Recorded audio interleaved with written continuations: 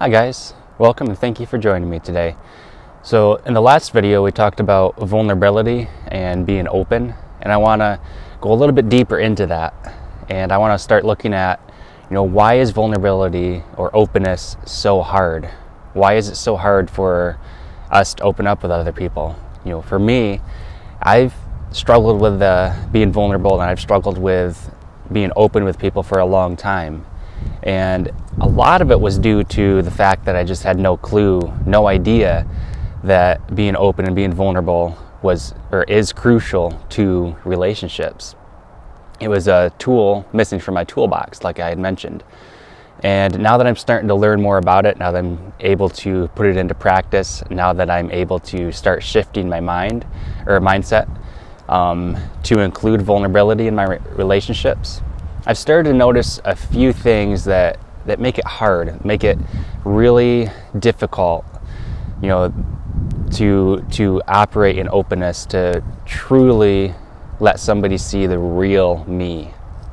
And one of those things, to get started here, one of those things is just the natural tendency for humans to blame others. I mean, even back in the garden with Adam and Eve, Adam blamed Eve, Eve blamed the snake, and ultimately Adam also blamed God, because he said, the woman that you gave me, as if it was God's problem or God's fault that Eve was there and had made the choice that she made. But at the same time, Adam made the same choice, and neither one can blame the other, because they still had free will throughout the whole turn of events there in the garden. And I've noticed in my life, it's really easy for me to look at a situation, look at something that happened, and just find somebody to blame, pass the buck on to somebody else, make it somebody else's problem. But what that does is it disrespects myself, because it avoids taking responsibility for my own actions. If I am to blame, I have love for myself, and I respect myself by owning the part that I have to play. I can't own anybody else's part, and I can't take responsibility for anybody else's part, because that would be codependent, and that is a super, super unhealthy, very, very stressful thing to do. But it's easy for me to look at a situation and find somebody to blame, because it passes off the hard work that needs to be done. It takes it off of me and puts it on somebody else. So I think. But what really happens is I start feeling crummy and cruddy, because I disrespected myself. I didn't respect myself enough to take ownership and start making the changes in myself that I need to change in order to not only heal that situation, but also create or help keep from creating more negative situations just like that one. And this is something that takes time, and it takes a lot of empathy. I've noticed that the higher degree of empathy I have for the people around me, the better I am at knowing and owning my part of a problem. So the less empathy I have for another person, the more likely I am to look at them as being the problem, instead of looking at myself and figuring out, okay, what did I contribute to this situation? What in me do I need to shift my mindset on? And that's another thing that is really difficult about being vulnerable and being open. It's a mindset shift. From my own experience, without growing up with a mindset of, relationship takes vulnerability, relationship takes openness, relationship takes a little bit of risk with getting my emotions out there, getting what I'm feeling out there, so that people, like I said, it opens up the door so that people can either love me and accept me, or it is possible they can hurt me. But that mindset shift, it's taken me a lot of time and a lot of work. It's taken me a lot of intentionally looking at myself and figuring out, okay, at this time of day or at this time, what am I feeling? What's going through my mind? What's going through my emotional part of me? And I need to get good at labeling that and figuring out, okay, I'm feeling anxious, I'm feeling worried, or I'm feeling happy, I'm feeling joyful, I'm feeling exhausted, I'm feeling frustrated, or I'm feeling happy and elated. Just getting good at figuring out what's going on in me. Because if I don't know what's going on in me, there's no hope of being able to be vulnerable with that. There's no hope of me being able to share with somebody else what's going on inside me. There's no hope of anybody else seeing the real, true me and what I'm feeling if I can't convey it to them. Because people don't read minds. I don't read anybody else's mind, and I haven't witnessed any other person except in some sci-fi movies of another person reading somebody else's mind. And the sci-fi movies, well, we all know they're fiction. And so this mindset shift has taken, and I'm still working on it. It's a journey. It so far has taken a long time for me to start shifting my mindset from, okay, I know I'm not feeling something good. I know I'm angry. I know I'm frustrated. But to figure out what it is that the emotions I'm feeling are. And I've had to go online and look up emotion words, so that I can put some language, put some labels to what I'm feeling so that I can communicate it. And like I said, I'm still working on it, but I'm getting better at it. And so far we've got, blaming other people and having to shift my mindset. And another thing that makes it difficult is how people react. A lot of times I've been open and have shared with people who weren't ready to hear it.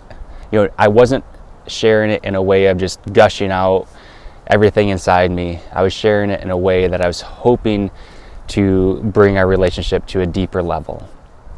And it wasn't very well received, because some people, especially the people who don't want to take responsibility that their actions and their choices in their life or this situation, they don't want to admit that they have a part in anything. They don't want to admit that anybody could feel frustrated or angry, or they might feel manipulated and controlled by what they have done. And for myself, it takes a lot of work and back into that mindset shift and empathy. It's taken a lot of work for me to be able to acknowledge if somebody else comes up to me and says, hey, I experienced you poorly. It takes a lot of work and a lot of effort on my part to just not blame a situation and not look at it as, oh, it's their problem, their fault, or just deny what even happened. It's taken me work to acknowledge, okay, yeah, I'm sorry I did that. I obviously wasn't thinking about the other person and how they were experiencing me. And it's taken a lot of work to get to the point where sometimes not so readily, sometimes readily, I'm able to admit my fault, admit my part of the problem, and acknowledge that I need to work on something and say, I got to work in this area, and I will start working on it right now. And that leads me to the fourth thing that makes vulnerability and openness difficult. And this might be one of the hardest to overcome. But I've seen in my own journey that I have to have a desire, I have to have a want to, I have to have a motivation to change, to acknowledge that I'm not perfect the way I am. But I have things I got to work on. I have things I have to improve. I have things that, in and of myself and my natural tendency, are not very friendly or are not very conducive to a meaningful, heartfelt relationship. There's certain areas in me as well that I have to admit that they were broken, from wounds or from people hurting me from a long time ago, or maybe even recently.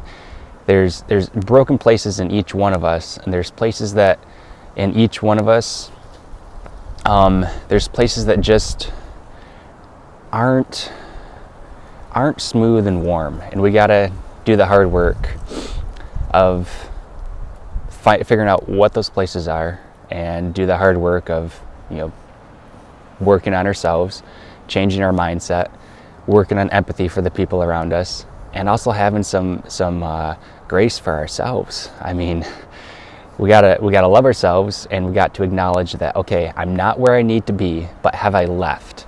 Am I on my way? Am I on my journey to getting to where I am the person I want to be? And it's all right if you're not there.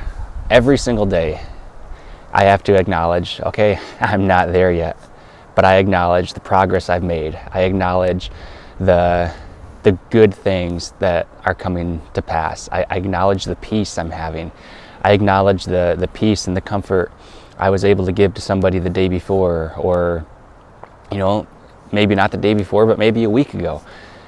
It all depends on where I'm at, what I'm willing and able to acknowledge that I need to change. And then it comes down to, am I going to be lazy, or am I going to be hardworking and determined? Am I going to continue on this even if it's 3 steps forward and 2.9 steps back? Am I still going to acknowledge that progress is progress in the right direction? Am I going to keep at it? Every day I'm learning, every day I'm working on myself. And this motivation is something that just, in order for my life to take on the direction that I desire for my life to have, I've got to have motivation, and I got to avoid checking out and numbing out every single day. Once again, it's not something that is, OCD, or I'm worried about it, or I'm holding myself to this standard that if I don't make it, I beat myself up. No, I'm kind to myself. I have mercy and grace for myself, and I acknowledge where I'm at, and I acknowledge where I'm going, and then I figure out, okay, where's the next step on this path, on this journey I'm taking? Where's the next step? And what do I have to do in order to get my foot on that next, stepping stone, on that next ledge? If it's hard going and I'm climbing up a cliff face, where's that next step? Where's that next handhold? So we've looked at 4 different areas today that makes vulnerability and openness very difficult. Vulnerability can be scary as well. So just look at your life, look at where you are, look at where you want to go, and look at yourself through a lens of mercy and grace and kindness. I'm not giving you a free pass to check out, but don't be so hard on yourself that you're too worried to take a risk, to take a step. But keep taking steps forward, and keep growing, keep becoming that healthy, wholesome person that people enjoy being around. Thanks again for joining me today. I hope that you've gained some knowledge, gained some understanding from listening, and go out and be the best you that you can be. Go out and live fulfilled. Go out and help other people live fulfilled. There's going to be a few questions to follow just to help you process some of this information and go a little bit deeper. And take some time, consider it, and consider where you're at, where you want to be, and just figure out what you got to do to keep that motivation up there. I mean, the fact that you've watched this video all the way through shows that you have some determination. So thanks again for watching, and I'll see you back here again.